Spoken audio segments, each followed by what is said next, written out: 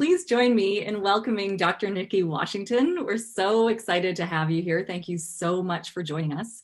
I'm just going to do a brief bio so that everybody knows, who you are and by means of introduction. Nicki, this is mostly from your bio page, so I hope that it's okay that I'm just reading this mostly back to you. So Dr. Nicki Washington is a professor of the practice of computer science at Duke University and the author of Unapologetically Dope, Lessons for Black Women and Girls on Surviving and Thriving in the Tech Field.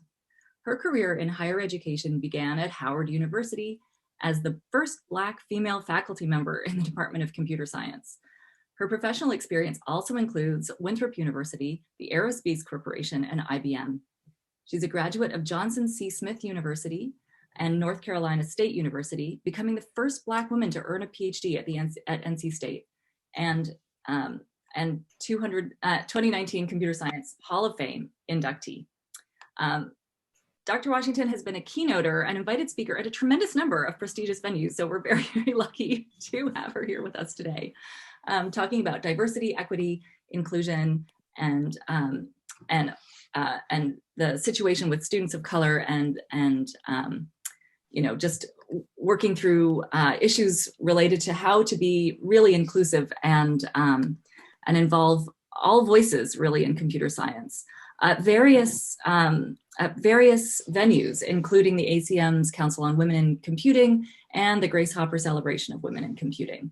And I've recently been sort of being a bit of a fan and watching a whole bunch of your talks, Nicki, and I've just found everything you've been saying really engaging and so incredibly helpful, informative, and activating as well. And so what Charlie and I wanted to start out with was your story, your sort of background story. Can you share with us, first of all, thank you for being here. Oh, thank you. Thank you for having me. I appreciate it. Thanks to you and Charlie. Yeah, it's so exciting that you're here. So we wanted to start out with your story. So what was your journey into computer science? How did you get your start?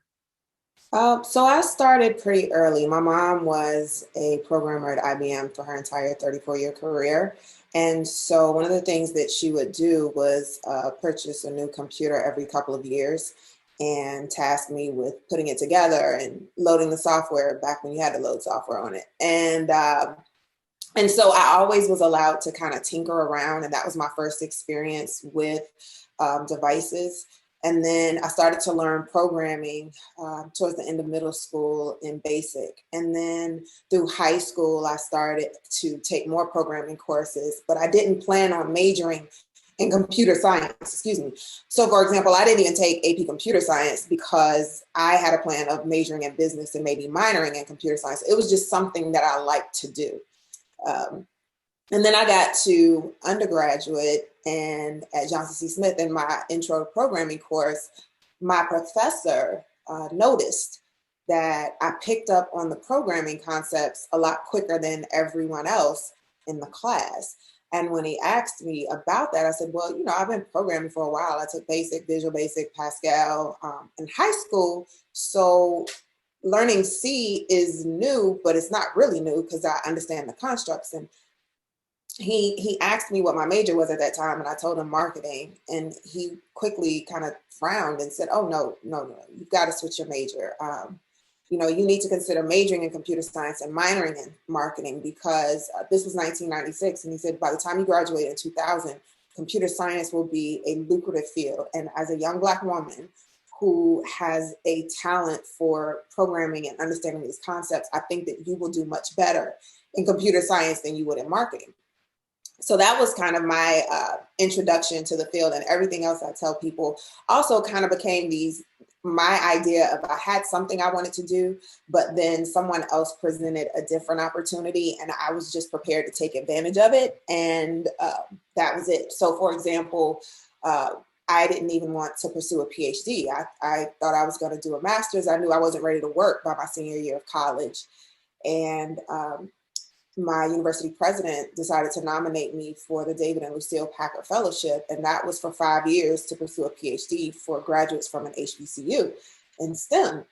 And, when she called me to tell me that she wanted to nominate me, I told her, well, yeah, thanks, but no thanks, because I don't want to pursue a PhD. That's too long. And she told me, I really don't care what you want to do. I'm nominating you anyway. So apply. And the worst case scenario is, excuse me, you get this fellowship and you decide to turn it down. And that was probably the best thing that ever happened, because I did apply.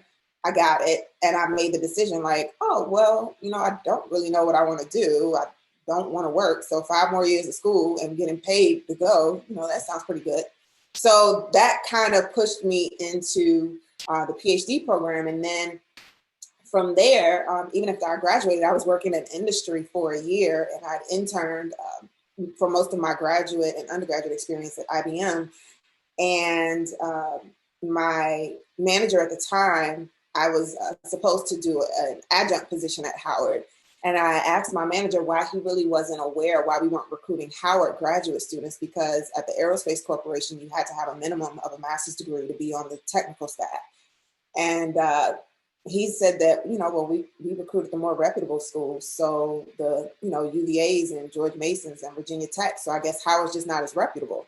And that was a huge insult to me, because I was a graduate of an HBCU. I was a graduate of a small liberal arts HBCU. Howard at the time was an R1 institution. And so for me, it said that, well, you didn't look too much further below NC State on my resume. So it happened at the time that Howard actually had a full-time position that was open. And the incoming department chair was continuing to get someone that was a mutual friend to try to convince me to apply for the full-time position. But when I had that conversation with my manager, I knew, okay, this is not the place for me. So I then called the chair and said, hey, can I interview for that full-time position instead of this adjunct? And he said, by all means. So that kind of just history wrote itself. I just was in the right moment and ready to take advantage of what someone else presented to me at the time, which was great. Yeah, that's a fascinating story, and just like troubling in many ways. And I think it also echoes the story that that I experienced as a woman in computing, almost needing to be pulled through the system, right? Like it was a lot about being invited in. It wasn't like, it's often not about someone, kicking open a door and saying, hey, let me in. It's about knowing that so I'm doing this thing I said I would do, which is giving a small speech instead of asking a question. It's fine.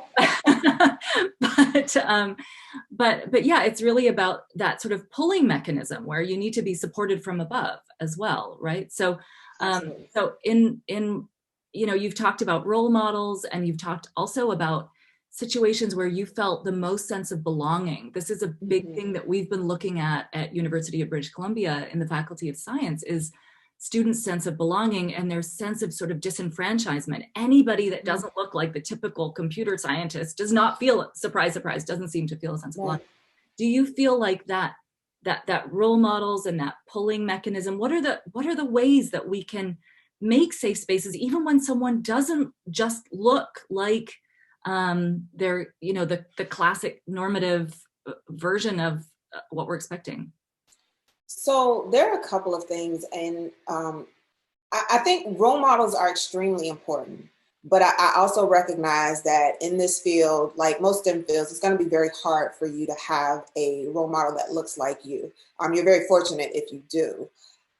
For example, even though I attended a Black college, in the department itself, we did not have a Black woman or a Black person who was a computer science professor. And even at Howard, I started in 2006 and I was the first Black woman there. So what does that say for every other young Black woman coming through? But I think the biggest piece is that sense of belonging. And that means that you don't have to look like me to make me feel like I belong, and to see me. And when I say see me, to recognize and understand that my experiences are not going to be the same as yours. So if you are a cisgender heterosexual white man, and you have kind of, there's an article that says that straight white male is the default setting.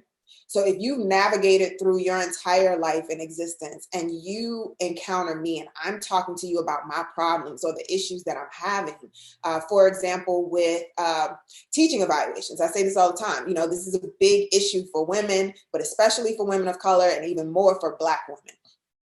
because we're always seen as subservient or supposed to be.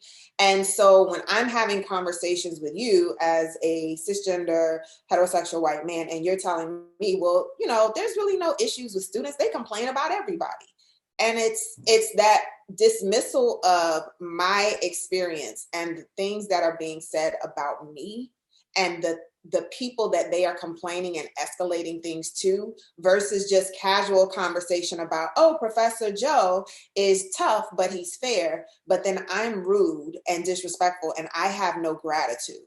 And so having these kinds of understandings are much more important than a role model. And then that translates to the students, because I always say, if you look at the students from minoritized groups, the faculty who identify the same are usually experiencing the exact same issues. If the students have it, the faculty are getting it times X.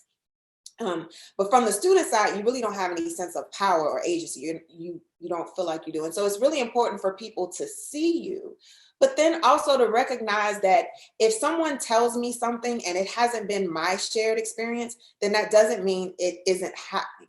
And that's really hard for a lot of people to recognize. And I think we still see that in 2020 in this country, is that because I don't experience something like racism, then it's not true. And that's not real. It's just that you're not trying hard enough. Or if I haven't experienced misogyny or homophobia, the same goes, right? It's not true because I'm not like that. I don't hate people. I don't discriminate against people. So surely no one else in this world does. That's the biggest thing I think that would help with a sense of belonging, is being open to the fact that you don't know everything and that you need to respect and understand my perspective. I just recently, and this is going to be my long-winded part, I'm sorry. I just recently watched the documentary Picture a Scientist.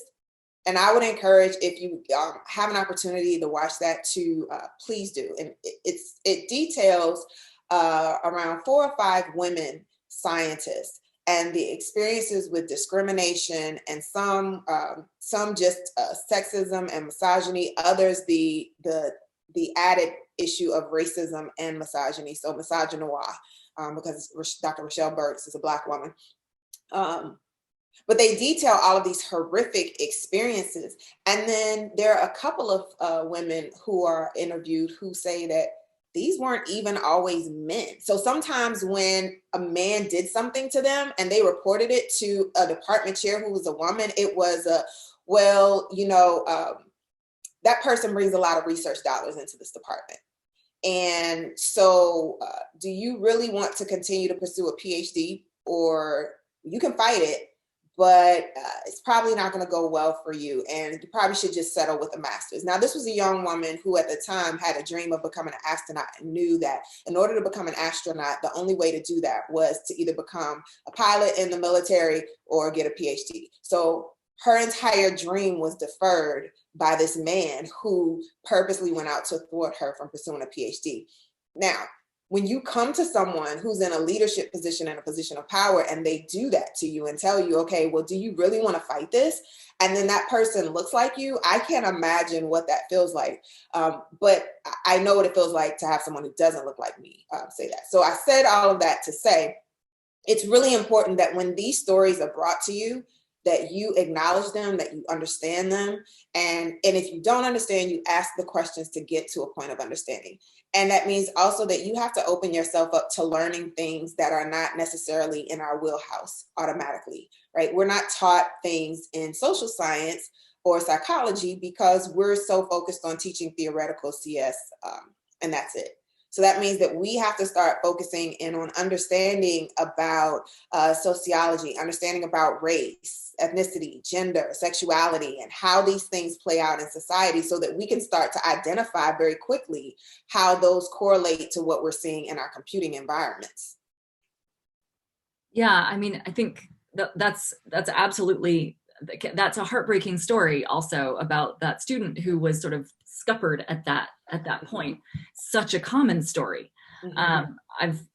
I think, of course, there's this intersectionality when you're not just a minority in terms of race, you're also a minority in terms of gender or in terms of sexuality. All of these things start to combine. but it is heartbreaking every time we hear one of these stories. Often we hear these stories after it's too late to do anything about them. How do we make an environment that doesn't have these stories happen? Like, for instance, in my department, or in the faculty or whatever, like I know that there are a couple of problematic points where we need to affect change.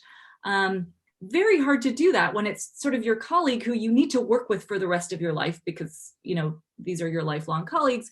How do we be more than allies? How do we be activists in the moment without also just making the world burn, basically? So I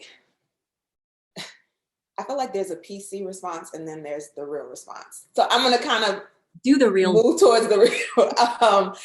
So there is this notion of we do have to work together. And the point you said about burning down the house, I laughed about that because in my head, I think sometimes we need to burn things down in order to rebuild and start from scratch, because what's working has only worked for a select group.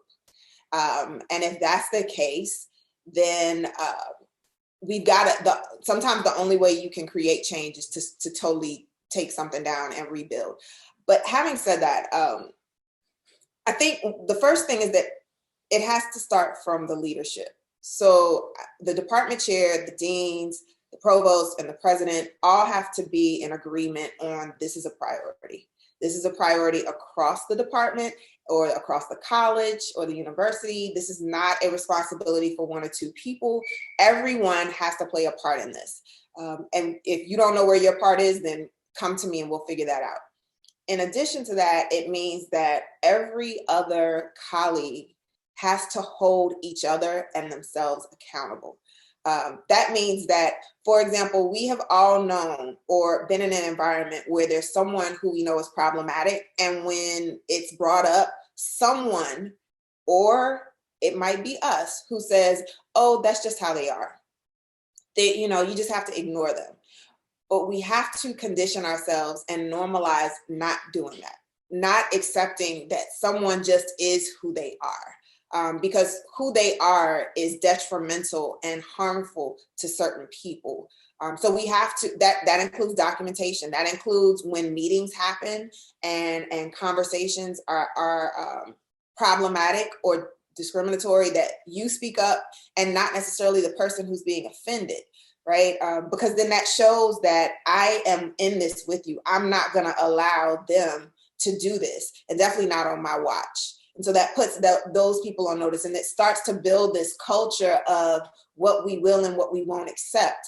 The other thing I think is really important is we have to start teaching students a lot of these things that we're trying to do as well. So as we're learning, we need to start teaching our students as well. And we operate in this space of we're always supposed to be retooling. And, when it comes to the newest IDE or anything else, we're quick to try to learn that in order to teach it. So why are we not around these ideas of cultural competence or inclusion and equity and understanding that? Because as we do that, then we will also start to create students from the first year to their senior year who are now demanding and expecting a certain level of inclusion and also holding us more accountable as well. I think the last thing is that there needs to be some sort of, and I hate to say incentive, but more so penalties for faculty who are not buying into this. And that's really hard to do because of tenure. So if you don't have post-tenure review, then what does that mean? But here's where I've said it needs to come into play is at the industry level, right? A lot of times we're leaving a lot of this focus on DEI to industry, and that's too late. Those people in industry have already been taught that what they see is what it is, and if it ain't broke, then why fix it?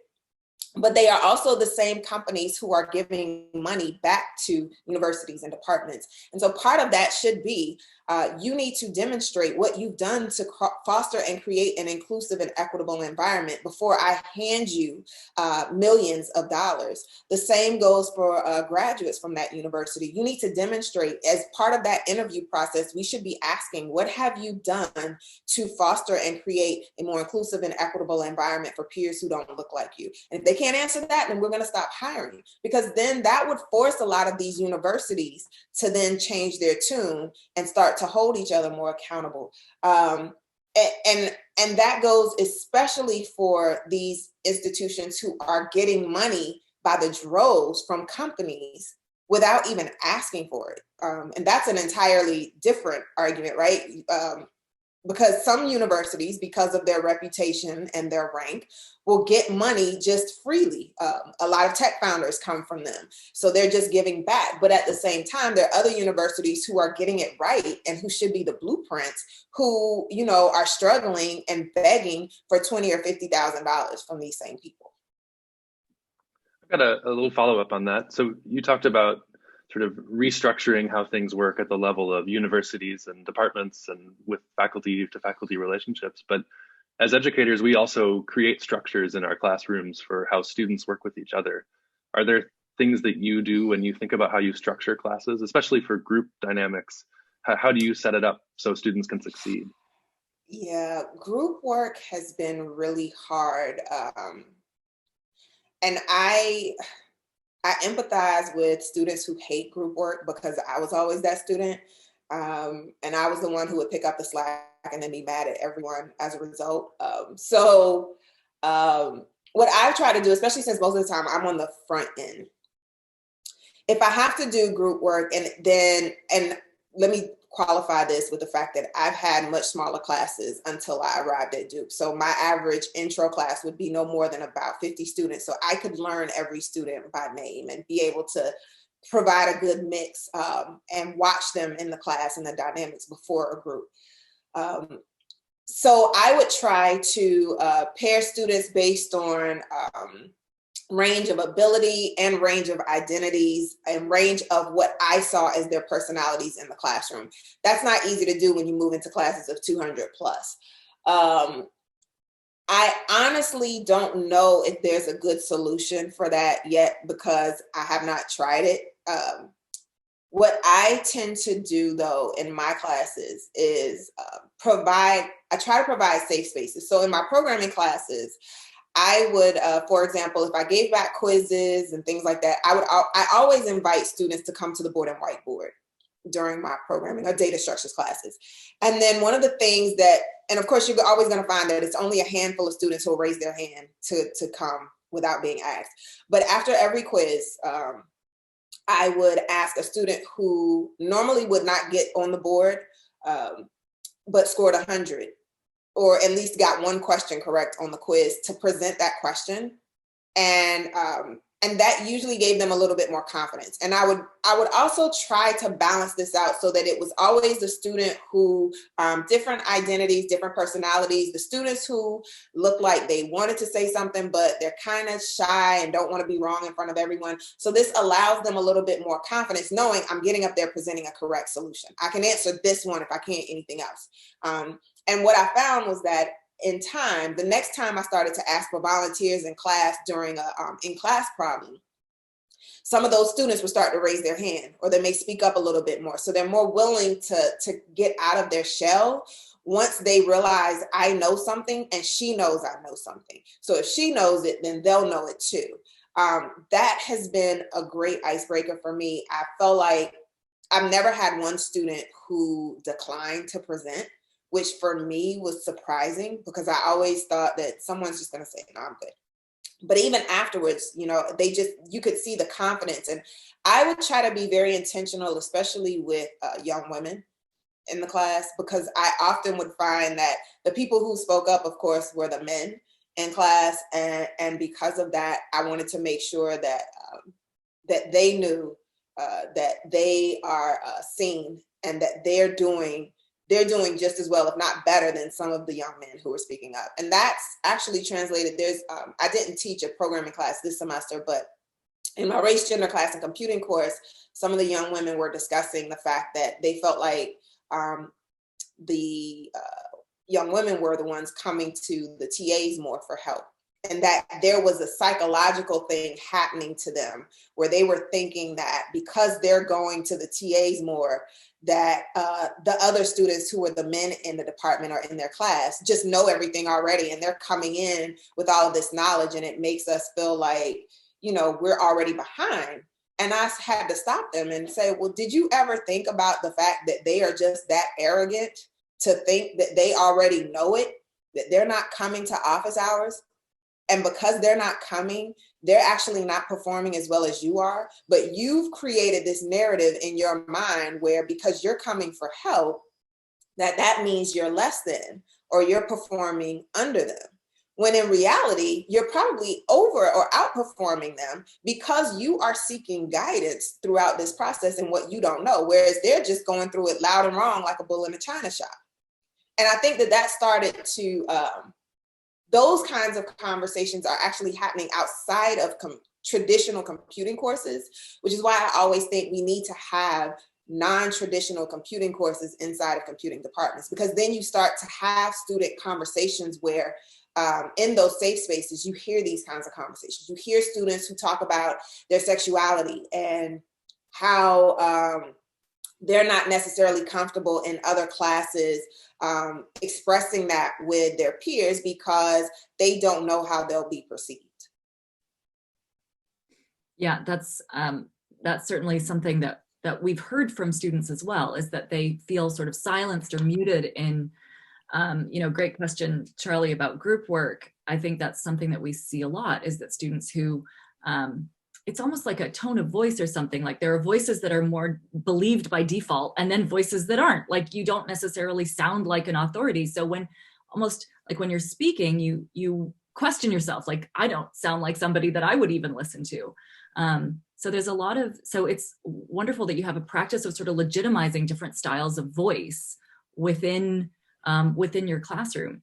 And also, like I was really impressed by the course that you've designed about your race, gender, and diversity and sexuality within computer science. I thought that curriculum looked amazing. Is there a way that we can bring those stories or that sort of practice of thoughtfulness into the sort of core curriculum, maybe even in the types of questions that we choose or the way that we frame questions, or, what are your ideas there?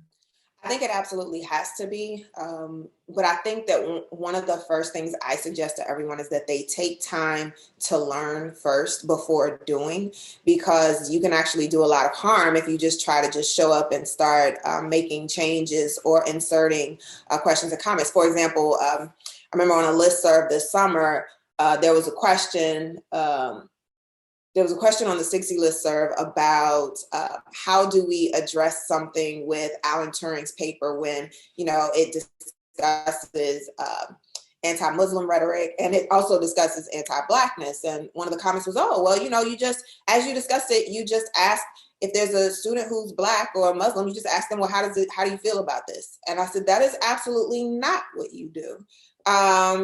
You never put students on the spot. And so for that reason, I think it's really important that we start to learn not just about these kinds of concepts, but learn about the ways, and like you said, to be thoughtful and intentional and make sure that intention is in the right direction. Because the biggest thing I tell people is intention doesn't equal impact. And so no matter what your intention was, how you made someone feel in that moment is all that matters. And if you begin with that in mind, then you will avoid a lot of those pitfalls. I also think we have to, for me, I really believe that every department should have a class like race, gender, class, and computing. And I think that a lot of students would benefit from it because on the front end, especially, because as you're coming into a department as one of the first years or first 2 years, and you're learning about programming or algorithms, and you're getting this idea of, algorithm is a step-by-step solution to a problem. Got that. But let's talk about the ways in which algorithms are truly problematic for people based on different identities. But now if I start to parallel that at the front end, as you're learning about it, then as I move through every space, I'm thinking of these things that I've been taught around how healthcare algorithms are biased against Black people or Latinx people, or how Uber's or Lyft's technology, when they started to ask drivers to update their pictures as they were driving and match it against their license, well, that's directly impacting anyone who's transgender. Because if I'm in the process of transitioning and I haven't updated my license, then how I'm now being kicked out of this tool because you're telling me that this is an incorrect match. And now I'm losing, there's not only the emotional impact, but there's also the financial impact of losing my income. But if I start to think about that now, then as I move through all of these spaces up to senior project, I'm now thinking about other people instead of just myself and checking that box. Oh, well, it doesn't discriminate against me, so I'm good. And that means that now as I move into my career, I'm also thinking about that. I also think in terms of modules, we need to definitely dump them into specific places. There are obvious places where these could fit, right? So programming course, data structures, even if you're looking at software engineering and definitely senior projects, but there are a ton of other spaces that we can infuse this. But for so long, computing departments have relied on that 3-credit-hour ethics course. And if whatever we teach in ethics courses, by which students usually take by their junior or senior year, then we're good. But ethics, as I tell everyone, is not cultural competence. So I can be in front of a doctor who is ethical, but they can lack any kind of bedside manner, which makes for a terrible experience for me if I am someone from a marginalized community. And we have to make sure that the same way that we start to, we don't make it as a one-off, but we infuse it throughout all of our other classes, with the example of programming, right? You take one intro to programming course as a first year, but then you move into data structures that reinforces a lot of your programming. And then as you keep going, operating systems, networking, there's something in each of these classes, a large majority of classes, that will reinforce those programming concepts. We have to do the exact same thing when it comes to these topics of identity, because if we don't, it's not even just that we'll continue to have these problematic environments, but it's really that we'll continue to have these problematic technologies, and these technologies that will continue to impact the lives of people from marginalized identities or vulnerable populations in ways that are not only threatening to, like I said, finances, but also to their lives. Yeah, that's a really good point. I think that's, because when these things are developed, if that isn't at front of mind, then and we know in software engineering, like engineering something in later is very difficult. Like you have to go, if that isn't one of your primary requirements, then it's just not going to get retrofit in. And equity and inclusion shouldn't be a retrofit anyway. It should be a primary requirement. Right. I can't wait till version 2. Yeah. Yeah. Can I just hit this upgrade button to get some inclusion? Like, can you include me if I upgrade? It's terrifying, really. So I'm just going to change tack a little bit, because one of the things that I heard you talk about was the setbacks that you've experienced, like with, just because of institutional bias, especially things like teaching evals. I mean, a lot of us can relate to getting completely panned on teaching evals after having worked like crazy and maybe done our best job ever, just because of prejudice, basically. And you talk about that with such courage, because it's like you're saying, yes, this has happened, and now we do this. So can you finish that story? Like, tell us, what do we do when we experience setback, and how do we kind of own that setback without feeling shamed by it? Because there is a certain amount of embarrassment when you get, sometimes you have to talk to someone, there's like a disciplinary moment, and you have to have a talk with somebody. And it's like, well, I just happened to be female at the front of a software engineering class. This was my one. Yeah. But then how do you even say that? So tell us, what have you done? Sometimes you have to talk, sometimes you have to cuss, sometimes you may have to drink, right? Sometimes you do all three. So So I've tried to be very transparent about my academic journey. One, because there's a lot of other Black women and men I know who are along that same journey or soon to be, who have experienced or will experience the exact same things. And I tell people all the time that, my story is much more boilerplate than anyone would imagine. It's just that it takes a lot for people to share that, because there's one, the fear of retribution. So we move in these spaces in higher ed, which I think, there's enough talk, and I encourage everyone to go look, for example, at the Black and the Ivory hashtag on Twitter. The Black and the Ivory hashtag came out in June, shortly after George Floyd's murder. And it was where Black graduates, faculty, and researchers all detailed their experiences with racism and white supremacy at predominantly white institutions. And when you look at that hashtag, it is flooring, but the one commonality you see is that it's the same story. It's just a different person in a different university and maybe a different discipline. My journey, for example, coming to a liberal arts institution in South Carolina, working in a building that's named after Strom Thurmond, and having to deal with the fact that, and also being a computer science and ABET accredited computer science department that sits in an AACSB accredited college of business. So there's all of these things that are working against me in different ways. And one of the big ones was, even as I showed up, and I remember, I kept complaining about we shouldn't be teaching students intro programming using IDEs like Visual Studio. This is too much for a first year who's just learning the program to also try to figure out how to master this IDE that none of us can master anyway. So why are we not just making it as simple as possible for them in a Linux environment? And it was, the students don't know how to do that. They're used to Windows. Okay, well, that's why we have PuTTY. But all right. And then it became these issues where students were complaining about things that, to me, were just common sense, right? Because there were issues with, she doesn't accept late assignments. But there were other faculty who were white men who don't accept late assignments, and no one ever complained to the chair. There were issues, like I said, about being in class on time. And for me, it was, well, if I'm here on time, it's a disruption for you to show up 10, 20 minutes late when you're on campus and I'm coming from another city. But again, when other faculty do this, it was a problem. And so I went up for full professor. And in going up for full professor, I was denied the first time because the response I got back was that there was a subset of student evaluations that noted I was rude, disrespectful, and mean. And I should think about varying my teaching style to address different learners. The issue was, one, it was a non-major course, service course, which I taught the heaviest load out of anyone in my department, which I said was already biased because it would heavily skew my teaching evaluations. But not only that, it was a subset of, it was only a subset in that set of evaluations. So it wasn't all of them.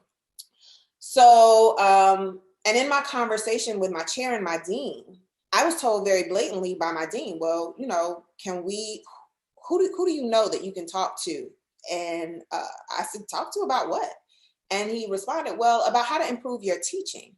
And I blatantly, pardon my French, said, I'm not going to talk to anybody about shit. This has nothing to do with my teaching. This is everything to do with bias. And I don't understand why 4 years later, y'all don't see this.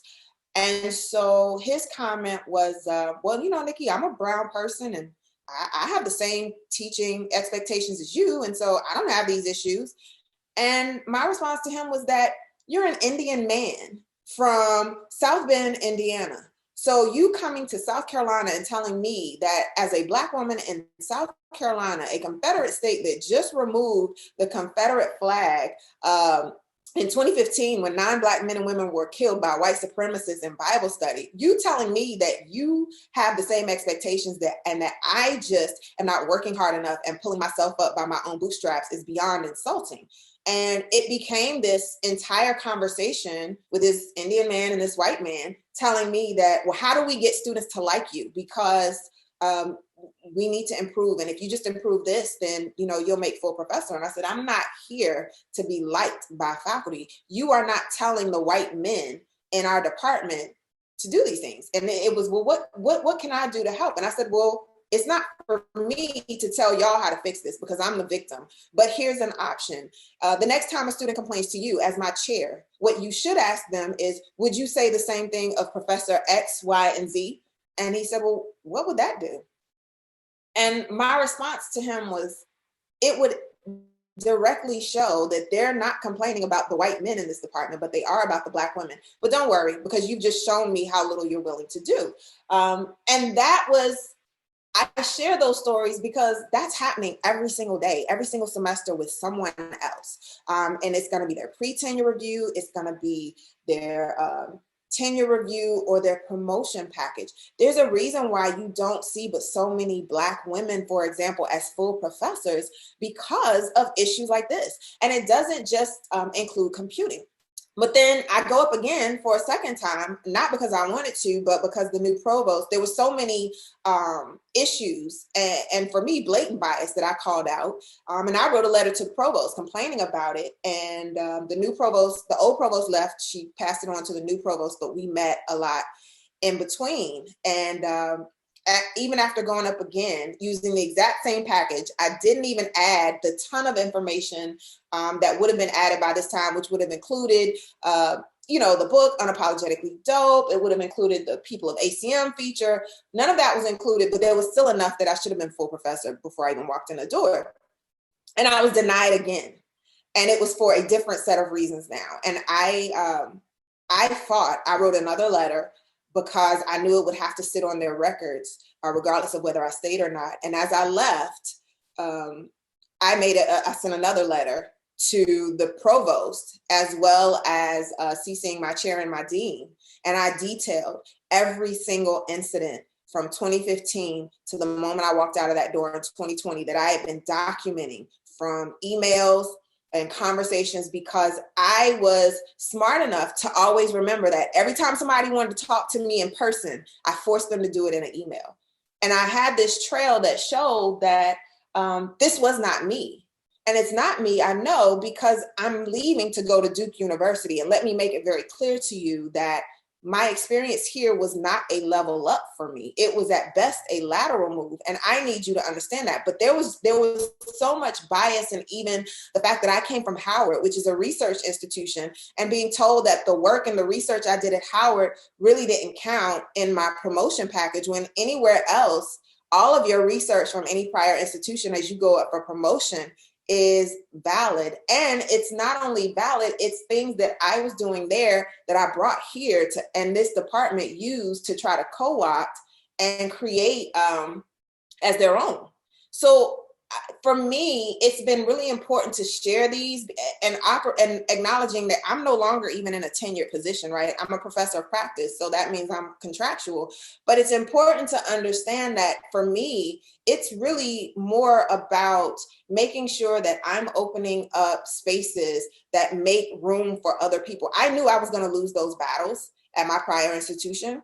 But I knew that the fight would make sure that people were put on notice and documentation was in place for someone coming behind me. Because there's another Black woman or Black man or Latino woman or an Indigenous woman who may come along who does not have the luxury of picking up so quickly and leaving like I do. And I have to make sure that when I leave, I'm leaving this place a little bit better than I found it. So that's kind of why I do that. And why I speak out, because I know a lot of people won't. But I know that there's so many stories that are so similar. I know this because I've had the one-on-ones and those conversations where, you know, we've called, we've cried, we've cussed, we've had drinks together, and it's flooring. And it's not just happening, like I said, to Black women. It's happening to women. It's happening to non-binary people. It's happening to anyone who does not fit this narrative of what a faculty member is supposed to look like, or someone who comes into situations and makes people uncomfortable. It is a big thing as well. I moved in spaces where I march to my own tune, right? I show up in jeans and a t-shirt every day. My t-shirts usually have some sort of meaning. Like, you can't see it today, but today's t-shirt is a Kamala Harris picture, right? But there's always this this idea of being angry or being aggressive because you're assertive and confident, and you choose to navigate spaces the way that make you comfortable and make sure that you show up as your most whole and authentic self. And higher ed as a whole is not ready to have people do that unless those people look like the default in higher ed. And for me, a Black woman, an Indigenous woman, a Latina woman, or a woman, a white woman even, or an Asian woman is not the default in computing or in higher ed.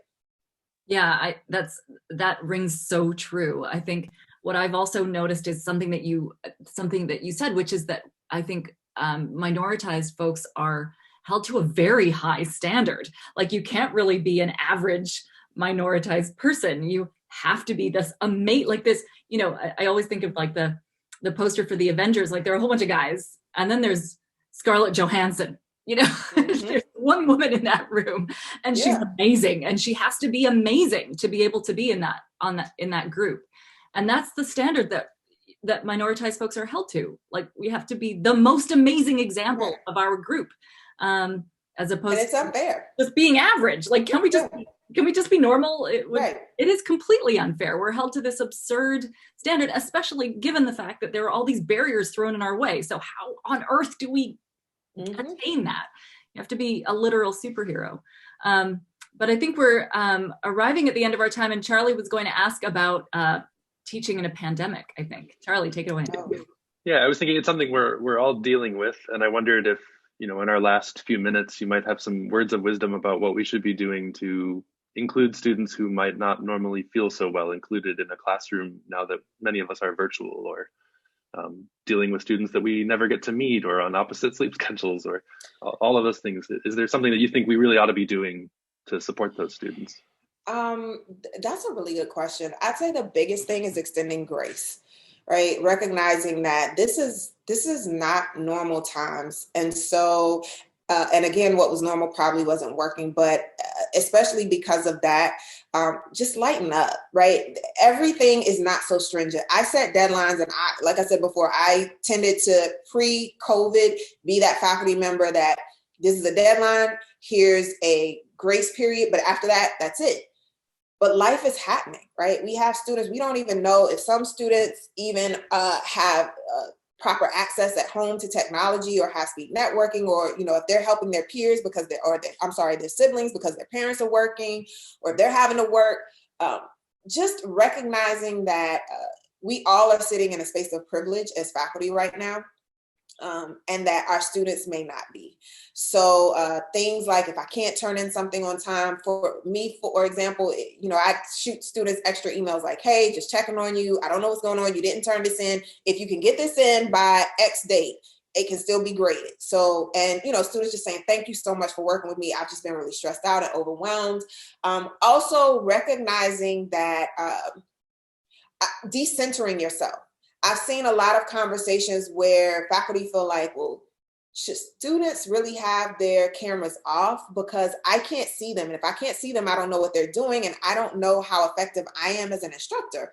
But again, do you understand what's going on in a student's background where they may feel more comfortable with the camera off, right? They may be in a home environment they don't want you to see. There may be other peers, like I said. So is it really that serious of an issue? It is the big question that I ask everyone moving through this pandemic. And also in extending grace, that means sometimes everything you want to get through, you're not going to be able to. And I learned that in March because when the pandemic hit, I was already overwhelmed just for my own professional reasons. But when that hit and I spent my entire spring break regrouping for class, the first email I sent to my students was, hey, y'all, this is a lot. I'm tired. I'm overwhelmed. So I know y'all are. We're going to get through this together. I'm going to try to condense this to make sure you get what you need to get to the point. Any other fluff material, I can point you in the direction and y'all can look at that over the summer, but that's not a priority for me right now. And I think they appreciated that so much because, again, I had one student who said she was helping her 6-year-old sister because her mom was working all day. So she appreciated the fact that everything was asynchronous. And then there was another student I would, ask, how are y'all doing? So even the assignments changed. So one of the big assignments, and this is my data structures class, was submit a paper. And in that paper, just tell me how did you handle this pandemic? And I was floored to read, some students their family members lost jobs due to surgery, so they had to work now, and they just were struggling with class. Even the fact that there were students who were saying that, I don't even have stable internet at home, so I'm having to drive to like a location that has free internet just to get on and do some of these assignments. But you learn a lot more about your students, and they recognize and appreciate that empathy that you have. So as we move through this, that's the biggest thing I say is empathize and extend grace, because at some point you will want that grace given to you. And you need to remember that the students are not just in your class. They're taking 4 or 5 other classes as well. So as overwhelming as it is for you to teach 1 or 2 classes, imagine how overwhelming it is to be learning and having to be graded in 5 classes right now. Yeah, no kidding. That's a really, that sort of empathy is, and because I think one of the groups that feels a tremendous lack of belonging, we've found is especially students who have any kind of mental insecurity, like emotional insecurity or anything like that, or even other kinds of insecurities, food insecurity, housing insecurity. All of these are exacerbated, of course, by everything that's going on. And remembering the whole person is incredibly important, but easy to forget when everybody is just a name on a Zoom screen. We have a couple of excellent questions from the room, and I'm going to ask those before we I think the Meet the Speakers is actually in here. So for people who are joining us from the broader community, welcome. We're just going to start taking a few room questions. So the first question is, and just apologies to folks who are asking questions, I'm not going to read out names, because we're recording, so I'm just going to read the question anonymously. Do you think student evaluations should change to focus on content or ability to teach, etc., and discourage feedback on personality? Also, should they include a statement to students that they should be aware of biases on race and gender that may blur their feedback and to think outside of that? What do you think? That's a really good question. Absolutely, they should. They should remove any kind of subjective information that does not have to do with instruction and the content of the course. And it's so crazy to see how now that I've been across 3 institutions, the difference in evaluations and how subjective it is to an institution, which a lot of junior faculty will not know, especially when they're just coming out of graduate school starting. And I always remember and take with me this woman I met at a conference last summer. And she told me she did not pursue a PhD because when she finished her master's, she always remembered one of her other female faculty members at the end of the class standing up and saying, "Please don't critique me on my hair and my dress as you do these course evaluations." And it was flooring to think that a woman has to tell a class that before you actually do a course evaluation. But then when you look at some of these course evaluations, they'll ask questions about the appearance of the professor. And so it's really important that we take away, even I would say, the comment about I've seen professionalism on evaluations as a question. Is the instructor professional? Well, professional is relative, because I've seen students complain about faculty for whom English is not a first language. And so they're not professional because they can't understand them sometimes. There's other faculty who maybe don't wear makeup and do their hair in the same way that they traditionally think someone should. So now they're unprofessional. We have to get to the point, honestly, I always say it's really ironic that you're asking students to rate the quality of an instructor when you're only going to get the extreme cases, the people who did really bad and want to trash you, or the people who did really well and they just really want to let everyone know. You never get the overwhelming majority. And because of that, they're always going to be problematic for most people. I don't know what the solution is in lieu of class evaluations, but I don't hold weight to them. I feel like most faculty, if you're really good faculty, you are taking and gleaning the comments and the questions and concerns throughout the semester to try to regroup for the next semester. I've had new faculty look at me and say, well, what do I do now? This was an exhausting class. I know my course evaluations are going to be rough. And I say, don't even look at them. because all it's going to do is stress you out, right? Don't go look at your course evaluation. Don't go to rate my professor or anything else, because all it's going to do is depress you. But more important than that, until we can get rid of course evaluations, we need leadership who demands that not only the students, which they should have some sort of statement included on the written part, which says that around bias and how the bias affects people based on race, gender, and other identities. But also we need to have leadership who expects that everyone who's on a committee for hiring, promotion, and tenure takes into consideration these kinds of things. Outside of the 1 hour, quote, diversity training that most APT committees are on.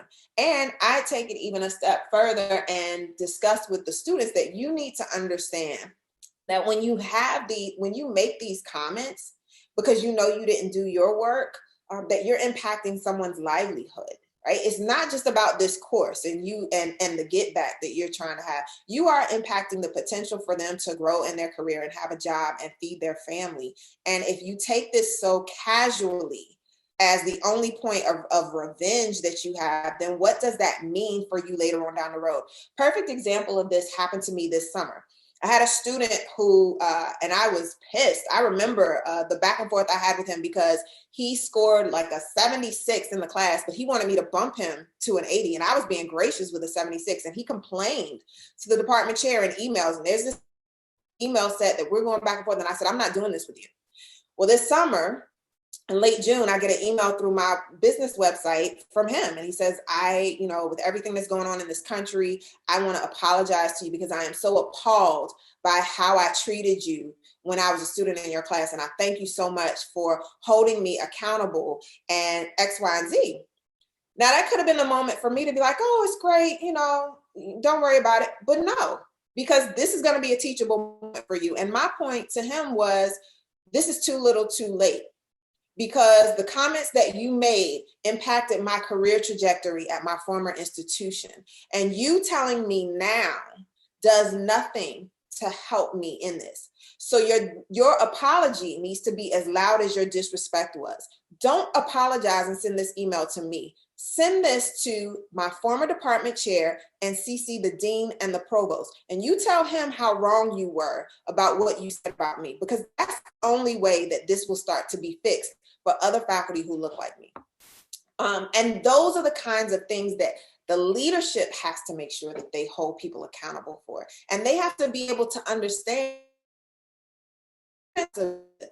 right? Students are not the experts in this class. And so their feelings get involved in this a lot of times. And that means if you have to leverage like the American Sociological Association statement on bias in student evaluations, leverage that. If you have to pull research, but you should be, the minute that you anything that comes in from faculty, especially faculty from marginalized groups, and their reviews are terrible, then you should recognize and understand they're probably a great professor, but there's something else going on here. But you have to be willing to see that. And that's what I said from the beginning. You have to see me. And by seeing me means that my experience is going to be very different from yours. I have another question. Thank you for that answer, by the way. That was great. I have another question from the chat here. So you've recently asked computer science departments to complete a cultural competence assessment. I'm game. What can I tell my colleagues who want to know how our participation will benefit the department? Oh, well, thank you. Gosh, that email just went out yesterday. Thank you. So how to convince non-believers? Good question. I asked this of my students this semester. The first thing is that I'd ask them, are you really concerned about improving the quality of this program? Are you concerned, and ask them where they stand on the importance of having a diverse group of students and faculty here. And then if they say that they support that, then they should understand that this is just a means to say, this is where we are and this is where we can go. And I qualify that because I think a lot of people feel like, they may be scared to do this assessment because they may feel like it's going to tell them that they lack any cultural competence. So as a full disclaimer, no one can score 0. So that's really good. But aside from that, I would say this is bigger than you. And I think people need to start questioning the legacy that you want to leave, and the environment and how you want to be remembered by your students and your colleagues, especially in 2020. I watched what was happening in Michigan over the last couple of days with the election canvassers who were split, and the public comments were jarring to me. And it was really interesting to watch white men and women tell other white men and women that this will stay with you for generations. And your grandchildren and great-grandchildren will think of you like Bull Connor and George Wallace's great-grandchildren do. And that was flooring to think about. And I'm sure that's a gut punch. And so reminding people that it's bigger than them, and questioning, what do you really want your legacy to be? Do you want to be one where you help to grow this department and make it as inclusive and great as it could be? Or do you want to be on the wrong side of history of this? Now, it doesn't have to be that extreme, but tailoring it in a way where, you really get people to understand that this is bigger than you, right? You've got to see outside of yourself. And sometimes that takes people who, what I'm learning, looks like that same person to convince them, which is a really good thing to do. And also offering some, and I hate to say book clubs, but offering some reading material on these kinds of things. Again, computing faculty don't always understand why these things matter. A great book I would throw out there, because computing faculty will relate to it and start to get it, as Race After Technology, Rua Benjamin, Algorithms of Oppression, Sophia Noble, Automating Inequality, Virginia Eubanks. All of these books are talking about these issues, but they're relating them to tech specifically. And so that's a good entry point as well. Yeah, I think that's, Charlie, I think is queuing up another question from the chat. While he's doing that, I just want to say, yeah, absolutely. And that is, I think that's a really interesting point about also that extent of impact. And that was common across both of these questions, that people just make these things that they consider kind of small statements, and they're very casual and little, and but it's worse than death by 1,000 paper cuts. It's like real death by 1,000 kind of stabs. It's people's words have so much more impact than they think they do. And constantly reminding them, like, you are having impact right now. It's a tremendously important reminder. So thank you for that. Charlie, do you want to ask? I think this is probably the last question that we have time for. So Charlie, do you want to go ahead and ask the question from the chat? Sure. So if you were speaking to a room full of Black female high school students from rural areas, what advice would you give them if they have expressed an interest in computing or some other technical career that connects with you? Good question. I'd say that the first thing is that recognize that you are probably going to move in spaces where you are going to be one of the few, if not the only. So that means that you're going to have to prepare yourself mentally for that so it doesn't surprise you. And then you're going to have to surround yourself outside of that environment with people who can continuously pour into you, because there will be so many people that will take from you and drain you as you move in that space. The other thing is to remember that it's never about you.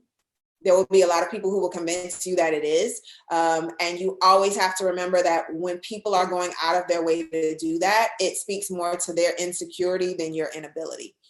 The last thing is to always remember that, always remember to show up. And when I say show up, I mean show up as you, right? I try to normalize Blackness as much as possible in every speech and everything I tweet and everything I say, because I don't want people to think that there's only one way that we are allowed to present ourselves, and that's to approximate what people think is supposed to be acceptable. So that means that sometimes, or a lot of times, for example, when I'm on social media or Twitter, I'm not speaking in what's considered the King's English. So I'm using African-American vernacular English. I'm talking about anything randomly, and it's not always science or computing, but I am normalizing the fact that I am a whole person. And when I show up to work, I show up as myself. And so I want other young Black girls to realize that they can do that too. They don't have to approximate whiteness, cisgenderness, heterosexuality in order to be accepted. You can be your whole self and still thrive. And so that's probably the biggest advice I would give. Well, Nicki, I hate to say it, but I worry that we're out of time and maybe even a little over time. This has been, oh, sorry. No, no, it's not you. I think it's just that we got greedy and we're like, no, there's one more question. So because it's just been so wonderful to be talking to you. I know that this is the first time that you've been involved in Splashy, but I really hope that it won't be the last. I hope that this is like a tremendously enduring relationship. I also want to thank you for the very last point that you made, which is that we're not just teacher bots at the front of the room. We're whole people. I've had so many comments, so this is now me giving my speech that puts us over time, but I've had so many comments on my teaching evals that are like, she only complains about her kids and also wears too much black and I like her hair straight, like, you know, all of those kinds of things. But yeah, like if we come in as whole people, then we get, you know, this is something that's tremendously problematic. So being proud of being a whole person, like, thank you. That is such an important point.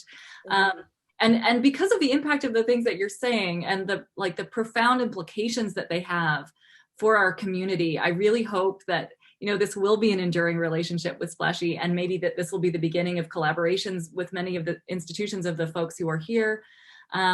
It's been such an inspiring and illuminating experience to talk to you. So thank you so much for being here today. I really appreciate it. Thank you. I really appreciate it. No, this is awesome. I really appreciate it. So I just want to remind speakers to come back in 20 minutes. We're going to be having sessions, but Nicki, I hope that you stick around for the Meet the Speakers session. I'm going to stop the recording now. So thank you everybody who's watching us on the recording. And again, Nicki, Dr. Washington, it is so wonderful to have met you, and it's been a privilege to chat. Thank you so much. Thank you. I really appreciate it.